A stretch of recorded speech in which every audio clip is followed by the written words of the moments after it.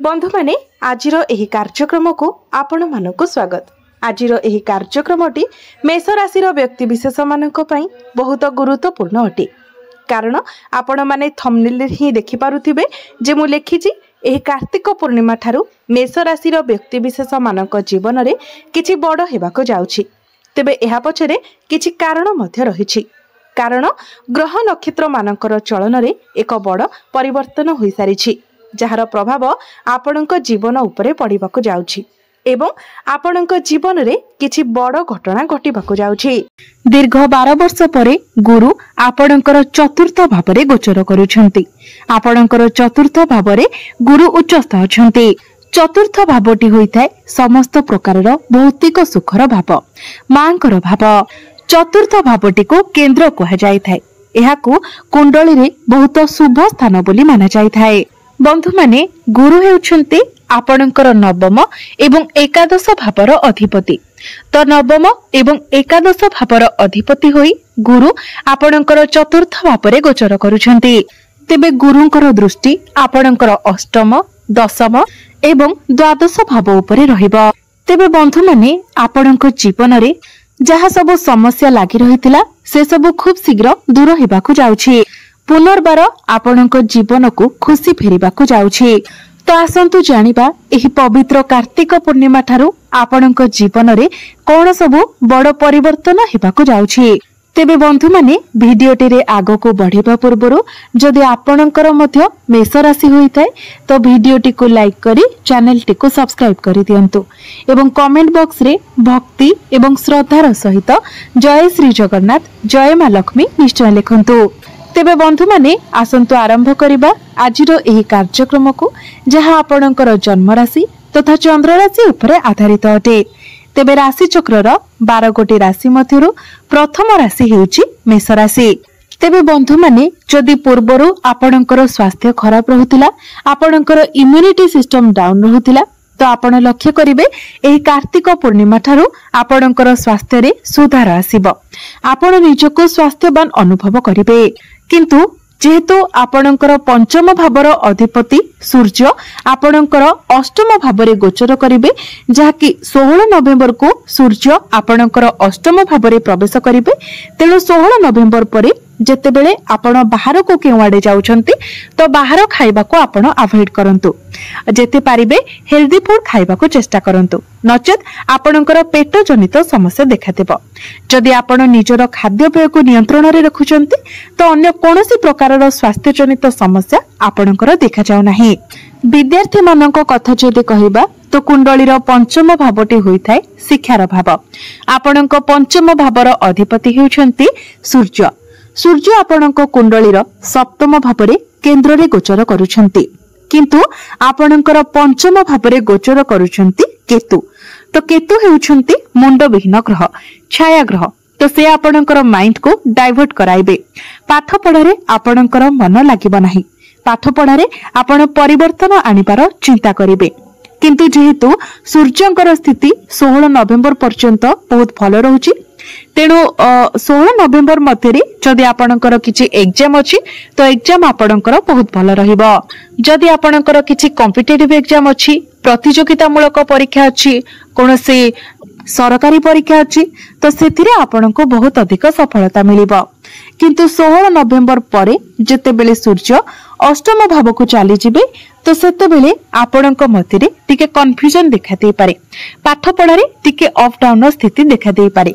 किंतु 16 नवेम्बर पूर्वरु आपणकर पाठ पढ़ा बहुत भल रहिबो।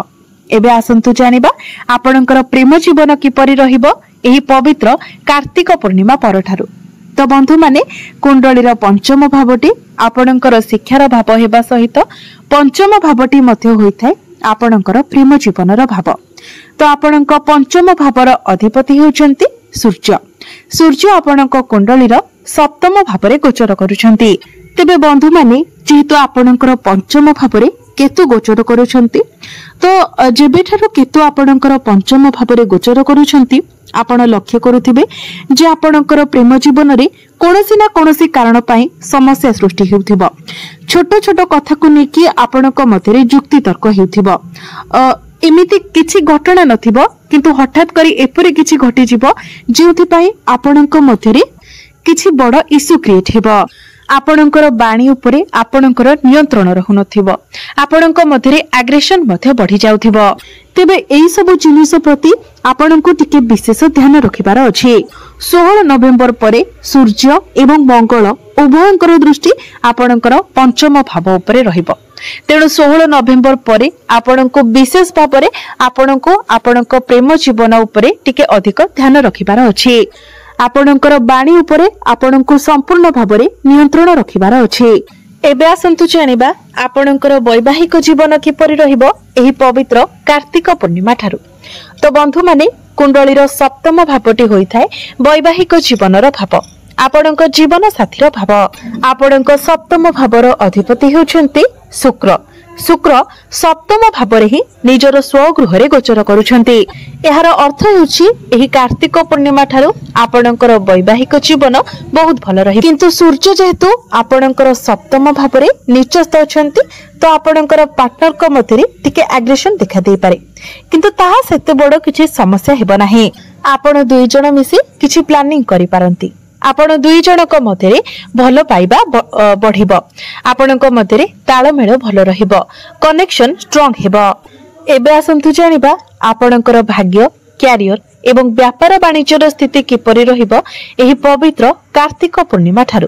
तो बंधु माने कुंडलीर नवम भावटी होइथाय भाग्यर भाव एवं दशम भावटी होइथाय कैरियर भाव। आपणकर नवम भावर अधिपति हेउछन्ति देवगुरु बृहस्पति। गुरु आपणकर चतुर्थ भावरे उच्चस्थ अछन्ति। आपणकर भाग्यर कनेक्शन आपणकर चतुर्थ भाव सहित हेउछि, पुनर्बार आपणकर दशम भाव सहित रहुछि। तो भाग्य एही कार्तिक पूर्णिमा ठारू आपणकर प्रबल हेबाको जाउछि। आपण जेउ भी कार्य रे हाथ देबे सेथिरे आपणको सफलता मिलिबो। जो कार्य गुड़िक आपणकर अटकी रहिथिला सेही कार्य गुड़िक आगकु बढ़िबो।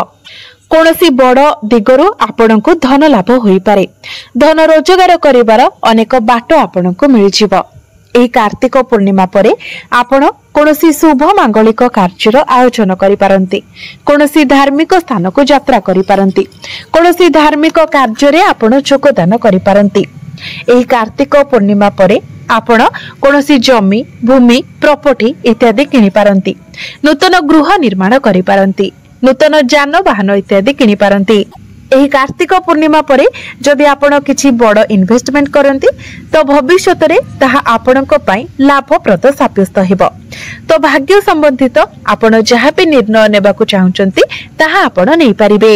भाग्य बलरे कम परिश्रम रे आपणको अधिक सफलता प्राप्ति हेबो। कैरियर कथा जदि कहिबा तो दशम भावर अधिपति हेउछन्ति शनि। शनि आपणको कुंडलीर द्वादश भावरे गोचर करूछन्ति। तेबे कैरियर रे आपणको ऊपर टिके रेस्पोंसिबिलिटी अधिक रहिबो। आपणको टिके अधिक परिश्रम करिबाको पड़िबो। आपणकर घर परिवार को नै केहु किबा कार्य क्षेत्र को नै केहु आपणको ऊपर अधिक रेस्पोंसिबिलिटी रहिबो। काम कार्य को नै कि आपणको टिके अधिक यात्रा करिबाको पड़िबो, जहा फଳରେ आपण आपणकर पादरे टिके जंत्रणा अनुभव करि पारंती, थक्कापण अनुभव करि पारंती। तेबे बंधु माने जेहेतु आपणकर दशम भावर अधिपति शनि अटंती, शनि हेउछन्ति कर्मकारक ग्रह। तो आपण आपणकर रेस्पोंसिबिलिटी को न आडे निजर कर्म को भल भाबरे करिबा पई चेष्टा कर।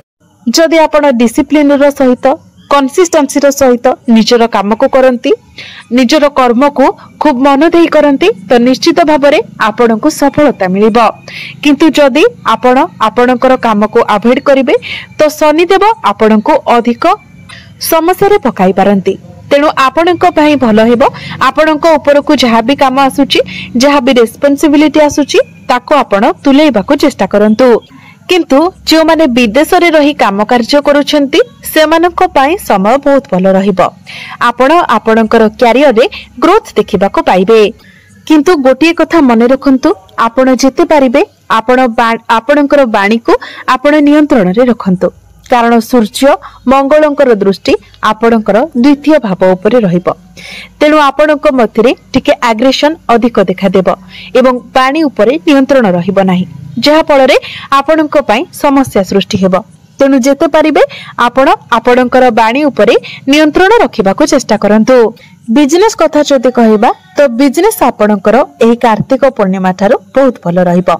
आपण आपणकर बिजनेस रे ग्रोथ देखिबाकू पाइबे। आपणकर फाइनेंशियल ग्रोथ मध्य हेबो। आपणकर डेली इनकम बढ़िबो। आपण आपणकर बिजनेस रे उन्नति प्रगति देखिबाकू पाइबे। आपण किछि नुवा बिजनेस मध्य स्टार्ट करि पारंती। एबे आसंतु जानिबा किछि उपाय विषय जे उपाय गुड़िक करबा द्वारा आपनकु अधिक मात्रा रे शुभ फल प्राप्ति हेबो एवं जहाँ सब अशुभत्व रहउची से गुड़िक खंडन होई जिवो। सेथि पई आपण प्रत्येक दिन शनिंकर बीज मंत्र 108 थर जप करंतु। प्रत्येक दिन आपण हनुमान चालीसार पाठ करंतु। एहा सहित प्रत्येक दिन आपण मंगलंकर बीज मंत्र 108 थर जप करंतु एवं प्रत्येक दिन आपण उदित सूर्य को तंबा पात्र रे जलार्घ्य अर्पण करंतु। निश्चित भाव में समस्त अशुभत्व गुड़िक खंडन होई आपनकु अधिक मात्रा रे शुभ फल प्राप्ति हेबो। तो बंधु माने आपणकर जीवन मंगलमय हेउ एहा ही ईश्वरंक निकटरे मोर प्रार्थना। धन्यवाद।